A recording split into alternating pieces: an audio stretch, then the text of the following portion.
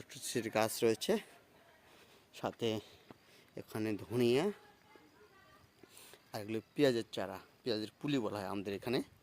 এখানে পেঁয়াজের পুলি গাড়া হয়েছে। এই পেঁয়াজের পুলিগুলোই তুলে তুলে কোনো জায়গায় শিফট করবে, গাড়া হবে। যেমন এই যে ওদিকে বাবা গাড়তেছে, এখানে ওদিকে গাড়ছে, যেমন এদিকে কয়েকটা বেড ওর সেরে গাড়ছে। একটা, দুইটা, তিনটা, চারটা, পাঁচটা বেড আছে এখানে।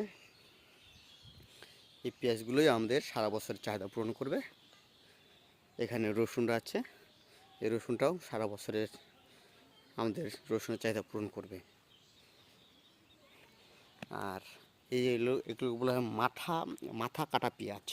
ছোট পেঁয়াজটা মাথাটা কেটে এখানে গাড়া হয়েছিল। আর তাই এগুলো এখন কয়েকটা দিন পর খাওয়ার জন্য হয়ে যাবে।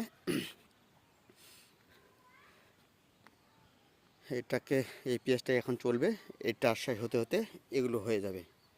আপনারা দেখেছেন শহরে আমি আমাদের ছাদে কিছু সবজি আবাদ করেছিলাম। টমেটো গাছ আছে, বেগুনের চারা আছে, এগুলো ছাদ বাগান। ওগুলো চেষ্টা করি যেন নিজেকে ব্যস্ত রাখি এবং এগুলো করতে ভালো লাগে। আর গ্রামে থাকলে এগুলো আমি নিজেই করতাম, কিন্তু গ্রামে থাকি না বিদায় এগুলো আমার বড় ভাই, বাবা, এরা এগুলো করে। এই হলো ছোট জায়গার মধ্যে সব কিছু করা হচ্ছে। এখানে আরেকটা দেখাবো, এই পানি কুমড়া।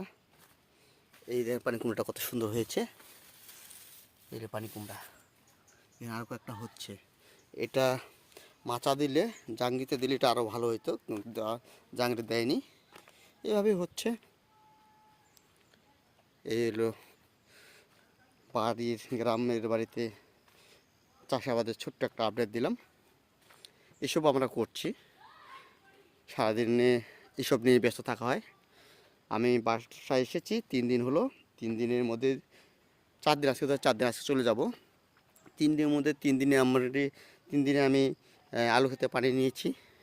আজকের দিনটি ফ্রি আছি। আজকের দিনে এইগুলো ভিডিও করে আপনাদেরকে জানাচ্ছি। এখানে আমাদের নাপা শাক, অনেক জায়গায় এই নাপা শাকটা খায় না অথবা নাপা শাক গাড়ে না। যেমন নাটোরে আমি নাপা শাক খুঁজে পাই না, কিন্তু এখানে আমাদের নাপা শাক আছে। আর কিছু শাকের সাথে পরিচয় করে দেব। এটা হলো নাপা শাক, এটাকে বলি আমরা বাবুরি শাক। এই শাকটাও খেতে খুব টেস্ট। এখানে বাবুরি শাক আছে, এখানে এভাবে গাড়ছে। ওই যে একটা যে পেঁয়াজের পুলি